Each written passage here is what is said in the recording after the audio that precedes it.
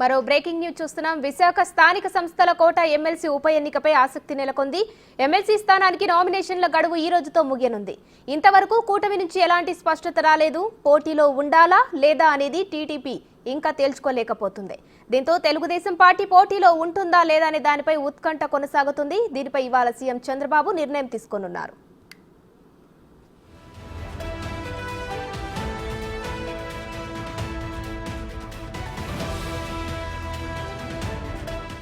కూటమి నుంచి పోటీ చేసేందుకు నలుగురు అభ్యర్థులు ఆసక్తిగా ఉన్నట్లు తెలుస్తోంది. ప్రముఖ పారిశ్రామికవేత్త బైరా దిలీప్ చక్రవర్తి పోటీ చేస్తారని ప్రచారం బలంగా జరుగుతుంది. ఆయనపైనే పార్టీ మొగ్గు చూపుతోంది. ఆయన ఇది వరకు అనకాపల్లి ఎంపీ టికెట్ ఆశించారు. అది దక్కకపోవడంతో ఇప్పుడు ఎమ్మెల్సీ బరిలో దించాలని టీడీపీ యోచిస్తోంది. మరోవైపు పోటీ చేసేందుకు మాజీ ఎమ్మెల్యేలు గండి బాబ్జీ, పీలా గోవింద్ తదితరుల పేర్లు వినబడుతున్నాయి.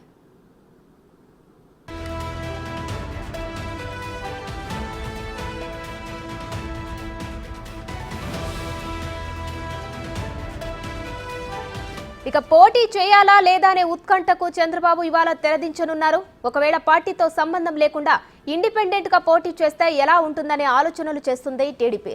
ఎమ్మెల్సీ ఎన్నికల్లో పోటీ చేసే నిర్ణయాన్ని పూర్తిగా చంద్రబాబుకే వదిలేసింది జనసేన, బీజేపీ. మొత్తానికి పోటీపై హైడ్రామా కొనసాగుతుంది. మరోవైపు వైసీపీ నుంచి అభ్యర్థిగా మాజీ మంత్రి బొత్స నామినేషన్ వేశారు.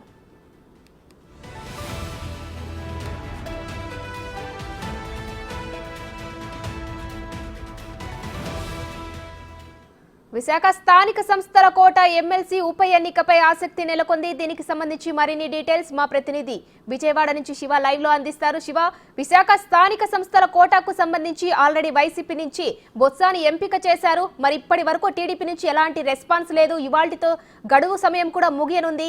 మరి ఇవాళైనా అనౌన్స్ చేసే అవకాశం ఉందా లేదా? మొత్తం మీద చూసుకుంటే విశాఖపట్నం స్థానిక సంస్థల ఎన్నికలకు సంబంధించి కూడా కూటమి దాదాపుగా వెనకడిగేసే అవకాశాలు అయితే స్పష్టంగా కనిపిస్తున్నాయి. ఎందుకంటే వాస్తవానికి విశాఖపట్నానికి సంబంధించి స్థానిక సంస్థల ఎన్నికల్లో మొత్తం 800కు సంబంధించి దాదాపుగా 824 మంది ఓటర్లు ఉన్నారు. ఈ ఓటుకు సంబంధించి గెలుపొందాలంటే 412 మంది ఓటర్లు కావాలి. కానీ కూటమికి సంబంధించి కేవలం 237 మందే ఉన్నారు. అంటే దాదాపుగా మరొక 170 మంది వరకు కూడా కూటమికి కావాల్సిన పరిస్థితి ఏర్పడుతుంది. ఇంత తక్కువ స్థాయిలో మెజార్టీ ఉన్నప్పుడు పోటీ చేసి ఇబ్బందులు పాలవడం, అలాగే ప్రజల్లో తప్పుడు సంకేతాలు వెళ్తాయని చెప్పి కూడా చంద్రబాబు గత 4 రోజులుగా చెప్తా ఉన్నారు. కానీ విశాఖపట్నానికి సంబంధించిన తెలుగుదేశం పార్టీ నేతలు మాత్రం వైఎస్ఆర్సీపీకి సంబంధించిన నేతలు, కార్యకర్తలు, కేడర్ కూడా మన వైపు వచ్చేందుకు సిద్ధంగా ఉన్నారు. మనం పార్టీలో చేర్చుకుందాము, ఖచ్చితంగా గెలుస్తామని చెప్పి చెప్తా ఉన్నారు. కానీ చంద్రబాబు మాత్రం ఇంత స్థాయిలో తక్కువ మెజార్టీ సగమే ఉన్నప్పుడు పోటీ చేసి ఇబ్బందులు పడాల్సిన అవసరం ఏంటి, అలాగే ఒకవేళ ఏదన్నా ఇబ్బందులు పడితే అనవసరంగా ఇటువంటి పరిస్థితుల్లో పరుగు పోయే ప్రమాదం ఉందని కూడా హెచ్చరికలు జారీ చేశారు. అలాగే 2 నెలల్లోనే ఎన్నికలు జరిగిన సమయంలో మళ్ళీ ఇప్పుడు మనం ఎన్నికలకు వెళ్ళి ఒక్క ఎమ్మెల్సీ స్థానం కోసం ఇటువంటి రాజకీయాలు చేయాల్సిన అవసరం లేదు. ఏదైనా సరే ఒక ప్రజాస్వామ్యబద్ధంగా మనం రాజకీయాలు చేద్దాం.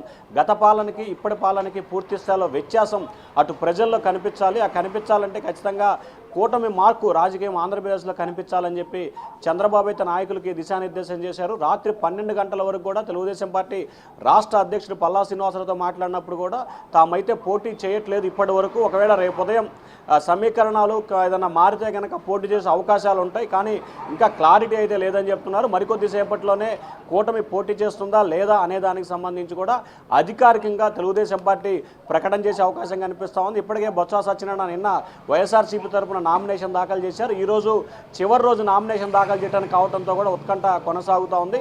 మరి తెలుగుదేశం పార్టీ కూటమి సభ్యులైతే విశాఖపట్నానికి సంబంధించిన నేతలైతే తాము పోటీ చేస్తామని చెప్పి బల్లగుద్ది చెప్తా ఉన్నారు. కానీ ఇక్కడ అధిష్టానం మాత్రం పోటీకి ఏమాత్రం కూడా సిద్ధం లేదని తెలుస్తూ ఉంది. ఇప్పటికే పవన్ కళ్యాణ్, బీజేపీ అధ్యక్షులు పురంధేశ్వరితో కూడా చంద్రబాబు మాట్లాడటం జరిగింది. వారైతే పోటీ చేయాలా వద్దా అనేది ఆయనకే స్వేచ్ఛను వదిలేశారు. ఆయనైతే మాత్రం ఏదైతే పోటీకి సంబంధించి కూడా కొంత పునరాలోచనలో పట్టినట్టు కూడా తెలుస్తూ ఉంది. చూడాలి, మరికొద్ది సేపట్లోనే దాదాపుగా మనకు అందుతున్న సమాచారం ప్రకారం అయితే పోటీ చేసే అవకాశాలు అయితే లేవు. కానీ ఇంకేదన్నా మార్పులు చేర్పులు జరిగితే వేచి చూడాల్సిన పరిస్థితి కనిపిస్తూ ఉంది. ఉమశ్రీ, శివ, అలాగే దాదాపుగా అయితే టీడీపీ నుంచి ఒక 3 పేర్లు అయితే పరిశీలన ఉన్నట్టు తెలుస్తుంది. ఒకటి బీజేపీ, జనసేన, టీడీపీ నుంచి. ఈ 3 పీలా గోవింద్, అలాగే బాబ్జీ, అలాగే ఇప్పుడు వచ్చిన ఒక వ్యాపారవేత్త నేమ్ కూడా ప్రెజెంట్ అయితే అభ్యర్థిగా ప్రకటించే అవకాశాలు ఉన్నాయని ఆల్మోస్ట్ తెలుస్తుంది. దీనిపై డీటెయిల్స్ ఏంటి శివ? అంటే ప్రధానంగా చూసుకుంటే ఫస్ట్ పోటీ చేయాలా వద్దా అనే దానికి సంబంధించి కూడా కూటమి సభ్యులు క్లారిటీకి రావాల్సిన పరిస్థితి ఉంది. కానీ చంద్రబాబు అయితే పోటీ పట్ల ఏమాత్రం కూడా సానుకూలంగా లేని పరిస్థితి కనిపిస్తోంది. కాబట్టి ఒకవేళ పోటీ చేసే అవకాశాలు అయితే చాలా అంటే చాలా తక్కువగా ఉన్నాయి. ఒకవేళ కనుక పోటీ చేస్తే మొదట్లో గండి బాబ్జీ, పీల గోవింద్ వీరిద్దరు కూడా ప్రధానంగా పేర్లు తెర మీదకి వచ్చిన పరిస్థితి కనిపించింది. ఆ తర్వాత బైరా దిలీప్ చక్రవర్తి ఈయన మొన్న తెలుగుదేశం పార్టీ తరఫున అనకాపల్లి పార్లమెంట్ స్థానాన్ని ఆశించారు. అది పొత్తులో భాగంగా బీజేపీకి వెళ్ళడంతో సీఎం రమేష్ పోటీ చేశారు. సో సీఎం రమేష్ అలాగే తెలుగుదేశం పార్టీకి సంబంధించిన కొంతమంది ముఖ్యమైన నేతలు, విశాఖపట్నం జిల్లాకు సంబంధించిన నేతలు కూడా బైరా దిలీప్ పేరును చంద్రబాబుకి ప్రపోజల్ చేస్తూ ఇప్పటికే ఒక నివేదికను అయితే ఇవ్వడం జరిగింది. కానీ ఇక్కడ పోటీ చేస్తారా చేయరా అనే ఉత్కంఠ కొనసాగుతూ ఉంది. ఒకవేళ తెలుగుదేశం పార్టీ కూటమి అధికారికంగా పోటీ చేయకుండా ఒకవేళ వేరే వ్యక్తిని ఇండిపెండెంట్గా పోటీ చేపిస్తే ఎలా ఉంటుంది అనే ఆలోచన కూడా విశాఖపట్నం నేతలు చేస్తున్నట్లు కూడా తెలుస్తూ ఉంది. మరి దీనికి సంబంధించి బైరా దిలీప్ పేరు అయితే దాదాపుగా విశాఖపట్నం జిల్లా నేతలు ఖరారు చేసి చంద్రబాబుకి అయితే కవర్ పంపడం జరిగింది. మరి చంద్రబాబు పోటీ చేస్తారా చేయరా అనేది నిర్ణయం తీసుకోవాలి. ఆయన కనుక పోటీ చేస్తానని చెప్తే కనుక ఖచ్చితంగా బైరా దిలీప్ పేరు అయితే ఖరారయ్యే అవకాశాలు కనిపిస్తూ ఉన్నాయి.